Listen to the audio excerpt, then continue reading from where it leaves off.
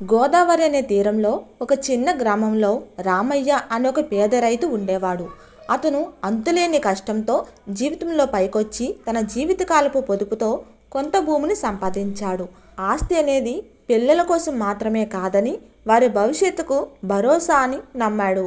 రామయ్య కొడుకు సుబ్బారావు ఆ సంపాదించిన భూమిలో ఒక అందమైన ఇల్లు కట్టించి కుటుంబాన్ని చక్కగా అభివృద్ధి చేశాడు. తండ్రి కష్టాన్ని గుర్తిస్తూ బాధ్యతగా నడుచుకున్నాడు. మూడో తరానికి వచ్చేసరికి సుబ్బారావు కొడుకు కష్టపడే తత్వాన్ని మర్చిపోయాడు. పూర్వీకుల కష్టాన్ని, త్యాగాన్ని విలువ లేకుండా చేసి సులభంగా డబ్బు సంపాదించాలనే దురాశతో తరతరాలుగా వచ్చిన ఆస్తిని, భూమిని అమ్మేశాడు. కుటుంబం అంతా రోడ్డున పడింది. కోల్పోయిన ఆ కుటుంబ గౌరవాన్ని తిరిగి నిలబెట్టాలని రామయ్య మనవడైన ఆదిత్య నిర్ణయించుకున్నాడు. ఎవరి సహాయం లేకుండా తన స్వంత కష్టంతో మళ్ళీ జీవితాన్ని సున్నా నుండి తిరిగి నిర్మించుకున్నాడు.